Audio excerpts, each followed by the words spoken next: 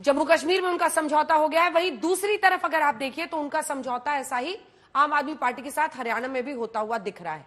आपके लिए बड़ी चुनौती, बड़ी मुश्किल। अंजना जी, कभी कभी कुछ निर्माता फ्लॉप फिल्मों के भी सीक्वल बनाते हैं। अब मैं उनका नाम नहीं लेना चाहता, परंतु ये फिल्म दिल्ली में तो ये कहीं चली नहीं, 0/7 मिला। पंजाब में तो ये फिल्म रिलीज ही नहीं हुई, वहां पर तो गठबंधन हुआ नहीं, और हरियाणा में अब ये लोग रिलीज कराने की पूरी कोशिश में है। तो मैं कह सकता हूं कि दिल्ली में कुछ दिन पहले इनका नारा था, हम साथ साथ है। आजकल हो चुका है, हम आपके है कौन। इनके देवेंद्र यादव जी आम आदमी पार्टी को 3C पार्टी बोलते हैं, वो वाले सी नहीं है, ये सब शुद्ध सी है। C for cheating, C for commission, C for corruption. अच्छा, फिर उसके बाद पंजाब में तो इनका जो नाता है वो है कि अकेले हम अकेले तुम। और हरियाणा में मुझे लगता है कि इनका नारा बन जाएगा, कभी हां कभी ना। ये कभी हां कभी ना की स्थिति में है। चलिए, अच्छी बात है, यही फ्लॉप फिल्म लेकर आना चाहते हैं तो आए। परंतु मैं पूछना चाहता हूं कि अभी मैं इंडिया टुडे देख रहा था, आज तक भी देख रहा था कुछ देर पहले, अभी बाजवा जी का कमेंट आया है कि किसी भी हालत में ये गठबंधन नहीं बनना चाहिए। एक थोड़ी सी बानगी देना चाहता हूं, क्या बोल रहे थे बाजवा जी, ये पंजाब के बड़े नेता हैं। लंच से पहले चीफ मिनिस्टर किसी और पोजीशन में होता है, लंच के बाद इसके तौर तरीके बदल जाते। ये हमारे पंजाब के होनहार सीएम के पोजीशन के बारे में बाजवा जी कुछ कह रहे थे कि लंच से पहले क्या पोजीशन है, लंच के बाद कौन सी पोजीशन है। तो मैंने इसके लिए एक प्रोपोजिशन बनाया है। वैसे तो हम लोग तो 7 जन्मों के रिश्ते को निभाते हैं अंजना जी, हम तो ओल्ड स्कूल है, मिलेनियल हूं मैं। पर जेन जी में एक नया रिश्ता बना है, उसको बोलते हैं फ्रेंडशिप विद बेनिफिट। ये फ्रेंडशिप विद बेनिफिट वाला कॉन्सेप्ट जो है ना, ये लोग अपनाते हैं। जहां पर फ्रेंडशिप रखनी है वहां पर बेनिफिट उठाना है, जहां पर फ्रेंडशिप खत्म हो गई वहां पर बेनिफिट खत्म हो जाता है। आप बताइए, बंगाल में ये इंडिया अलायंस दूरबीन से देखने पर नहीं मिल रहा है, पंजाब में दूरबीन से देखने पर नहीं मिल रहा है, केरला में दूरबीन से देखने पर नहीं मिल रहा है। हम देख सकते हैं कि दिल्ली में भी अब ये खत्म हो चुका है। महाराष्ट्र में उद्धव ठाकरे जी बोलते हैं मुझे मुख्यमंत्री बनाओ, तो नाना पटोले फट से बोल देते हैं कि तुम्हें क्यों बनाए। शरद पवार जी बोलते हैं तुम्हें क्यों बनाए। तो मुझे लगता है कि इनके बीच में कोई मिशन विशन तो है नहीं। हाँ, कॉमन क्या है, politics of commission, politics of corruption, politics of ambition, और आखिरी बात politics of obsession with Modi. पर एक चीज और कॉमन है, 10 सेकंड और लूंगा। एक चीज और कॉमन है, वो है के फैक्टर। के फैक्टर का मतलब है के फॉर खामोश। मतलब कोलकाता में महिला के साथ कुछ हो, कंगना के बारे में हिमाचल में कोई मंत्री कुछ बोले, केजरीवाल जी की धर्मपत्नी सुनीता बिबव कुमार के साथ बोले, सुकून का आभास हो रहा है मुझे उसी व्यक्ति के साथ जिसने स्वाति मालीवाल के साथ पिटाई की। या केरल में सिमी जॉन के ऊपर सवाल जो आता है कि उन्होंने कास्टिंग काउच के बारे में बोला, जिस पर सुप्रिया जी उनको असहज लगा तो उन्होंने पत्रकारों को डांट दिया, जवाब नहीं दे पाई। तो ये के से केरला, कन्नौज, केजरीवाल और केरला पर के से खामोश रहने की जो प्रथा है, ये इनमें कॉमन है। तो कैसे महिला अपराध पर बलात्कारियों के साथ खड़े हो जाओ और बेटी के साथ न्याय मत दिलाओ, ये इनका कॉमन फैक्टर। ठीक है, सुप्रिया श्रीने जी, क्या ये दाव सही है? कई लोग ये मानते हैं, आपके नेता भी, उन्होंने सुनाया आपको। बहुत लोग नहीं मानते हैं कि आम आदमी पार्टी के साथ कांग्रेस को गठबंधन करना चाहिए, कई लोग मानते हैं कि करना चाहिए। राहुल गांधी ने खुद कहा है, जो आप ही के अभिषेक दत्त नेता ने कहा है, उसी को मैं कोट कर रही हूं कि राहुल गांधी ऐसा चाहते हैं। अब सवाल यह है कि नेशनल कॉन्फ्रेंस की आप खुद की हालत देख लीजिए, वहां पर इन 2 परिवारों के खिलाफ इतना गुस्सा है कि उमर अब्दुल्ला और महबूबा मुफ्ती खुद हार गए। आप उनके साथ बाजी आजमा रहे हैं। हरियाणा में अगर आप देख लीजिए तो आम आदमी पार्टी के साथ आपका जो गठबंधन है वो अगर नतीजे पर पहुंचता तो फायदेमंद होगा, क्योंकि वहां पर 5-5 पे आप रोक पाए। लेकिन यही गठबंधन दिल्ली में चला नहीं। तो ये दाव क्या विधानसभा चुनाव में भी चलना सही रहेगा? और क्या ये वाकई इंडिया 2.0 रिटर्न्स है?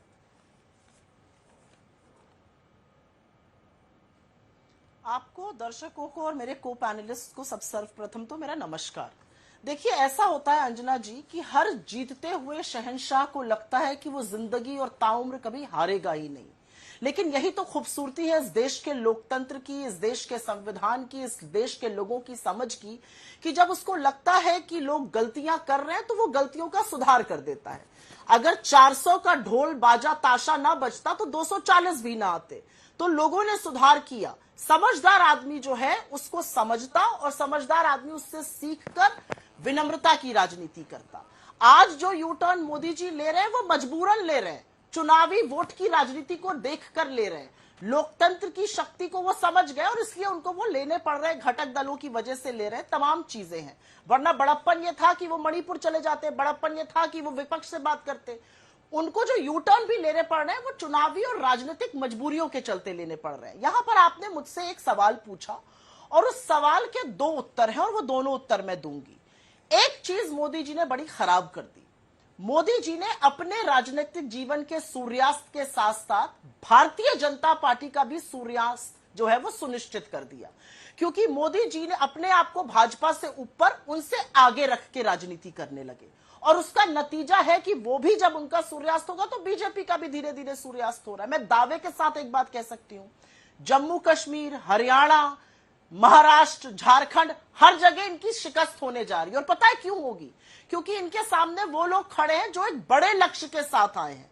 हमारा अपना मानना है कि हाँ, हम हरियाणा 100% अपने बल पर जीत सकते हैं, लेकिन हम चाहते हैं कि इंडिया गठबंधन बना रहे, हम चाहते हैं कि हम एक साथ मिलकर रहे, और अगर उसमें हमें कुछ सीटों का बंटवारा करना पड़ेगा तो हम वो करने को कितनी तैयार सीटें? हैं। यहाँ पर आकर बड़ी बड़ी बातें बोली जाती हैं। कितनी सीटें महाराष्ट्र चर्चा हो में- रही है, वो 10 मैं मांग रहे हैं, आप 7 दे मिनट रहे तक हैं। ध्यान दिया, मेरी भी बात सुनिए। नहीं, सीट पे बता दीजिए ना, सीट पर कुछ इन्फॉर्मेशन आप दे सकती हैं, अंदर इसका की जवाब खबर आपको दूंगी पता 2.5 रहती है। मिनट तक। मैं आपको दूसरी अंदर की खबर बता रही हूं बीजेपी की। बीजेपी में अजीत पवार, एकनाथ शिंदे और बीजेपी महाराष्ट्र में चुनाव साथ में मिलकर लड़ रहे हैं। हरियाणा में अजीत पवार की एनसीपी इनके खिलाफ लड़ रही है। असलियत तो यह है कि महाराष्ट्र में शिव शिंदे में जिनकी इनकी तिकड़ी की सरकार है, वहां तानाजी सावंत कहते हैं कि हमको अजीत पवार के लोगों को देख के दम घुटता है, उल्टी आती है। ये तो सरकार चला रहे हैं, ये दूसरों को सिर्फ ज्ञान देने के अलावा बाकी सब काम करेंगे। 10 साल से आपने हरियाणा को जो जंगल राज बना दिया है, जिस तरह से आर्यन मिश्रा की गाड़ी चेज करके हत्या की गई और उसके मां बाप आज कह रहे हैं कि क्या यह अधिकृत किया सरकार ने कि जिसका जब मन आए किसी अंदेशे पर हत्या कर दे, और जरा भी रोष नहीं है, जरा भी दिक्कत नहीं है। गुड़गांव तक जल रहा था हरियाणा में। आपने जो जम्मू कश्मीर में किया, जम्मू कश्मीर में किसके नाम पर आप ढोंग पीटते हैं, मैं जानना चाहती हूं। जम्मू कश्मीर में आपकी सरकार बनाए 88 दिन हुए हैं, 88 दिन में 21 हमले हुए हैं। 21 हमलों में 20 हमारे जाबाजों की शहादत हुई है और उससे ज्यादा घायल हुए हैं। असलियत यह है कि राग पीटने वाले जम्मू कश्मीर में आप ना अनंतनाग राजौरी में, ना बारामूला में, ना श्रीनगर में एक जगह चुनाव लड़ पाते हैं, हर जगह से भाग खड़े होते हैं। असलियत यह है कि उन 21 हमलों में से 8 तो जम्मू में हो रहे हैं। अब यह असलियत है आपकी नाक के नीचे। तो आप किस चीज का ढोल पीट रहे हैं, मैं समझ नहीं पा रही हूं। और असलियत एक और है अंजना जी, अगर आप मुझे 10 सेकंड का टाइम दे तो मैं आपके सवाल का जवाब दूंगी। देखिए, कुछ बातें जो है ये शीर्ष नेतृत्व डिसाइड करता है। आप भी मिलेंगे, हम भी मिलेंगे, जो हमारा शीर्ष नेतृत्व है वो बैठेगा और देखेगा कि कौन किस सीट पे समीकरण क्या बनते हैं। लेकिन मैं यहां पर एक बात पूछना चाहती हूं। जब नितिन गडकरी खड़े होकर कल शाम को कहते हैं कि शिवाजी की मूर्ति, शिवाजी की प्रतिमा, छत्रपति शिवाजी महाराज की प्रतिमा स्टेनलेस स्टील की बननी चाहिए थी, तब वो नहीं टूटती। उन्होंने कहा कि वो गलत हुआ जिस धातु से बनाई गई, गलत किया गया, अपमान हुआ महाराष्ट्र का। इस पर बीजेपी खामोश है। ठीक है, ढोंग की राजनीति की जाएगी, ठीक है, फर्जी माफी मांगी जाएगी। ठीक है, मणिपुर से माफी नहीं मांगेंगे। महाराष्ट्र में चुनाव है इसलिए जाएंगे, अगर चुनाव ना होता तो मुंह मोड़ के ना देखते। ये मैं दावे के साथ कह सकती हूँ। ठीक है, मैं प्रियंका जी इसके बाद फौरन आपके पास आऊंगी। शहजाद जी एक छोटा सा जवाब, शहजाद जी एक छोटा सा जवाब सिर्फ।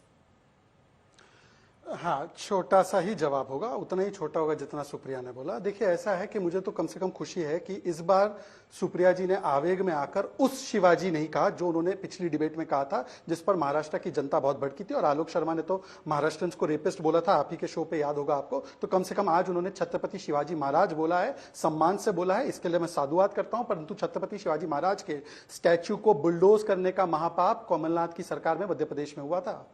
ये छत्रपति शिवाजी महाराज के प्रतिमा को अपोज करने का काम कर्नाटका में कांग्रेस पार्टी ने किया था। ये वही कांग्रेस पार्टी है जो वीर सावरकर जी को कायर डरपोक कहती है। बहरहाल मैं उसमें नहीं जाना चाहता, मैं आना चाहता हूं आज के मुद्दे पर। देखिए, एक हरिशंकर परसाई जी की वो कविता है या चौपाई है, जो भी कह सकते हैं, कि आत्मविश्वास के कई प्रकार होते हैं। धन का आत्मविश्वास, बल का आत्मविश्वास, ज्ञान का आत्मविश्वास, पर सबसे जो सर्वोपरि होता है वो होता है मूर्खता का आत्मविश्वास। और आज हरिशंकर परसाई जी की कहानी को सुप्रिया जी जीते जी हमें दिखा रही है। बताइए, मतलब 99 पे इनका सूर्योदय हो गया और 240 पर हमारा सूर्यास्त हो गया। आज राहुल जी ने भी जम्मू कश्मीर में बोला है कि सरकार हम विपक्ष से चला रहे। मान्यवर राहुल गांधी जी, ऐसे ही विपक्ष से सरकार चलाते रहिए। मैं आपको दुआ दुआ और प्रियंका आपको जो है पूरी आशीष देता हूं 2029 में, 34 में, 39 में, यहां से ही चलाते रहिए। पर आखिरी बात 10 सेकंड और 10 सेकंड और प्लीज, रुक जाइए, अब बाकी दोनों इंतजार कर रहे हैं, उनका बल्ला भी नहीं। 10 सेकंड अरे अंजना जी 10 सेकंड बोलिए, पूरा अंजना जी बहुत महत्वपूर्ण है।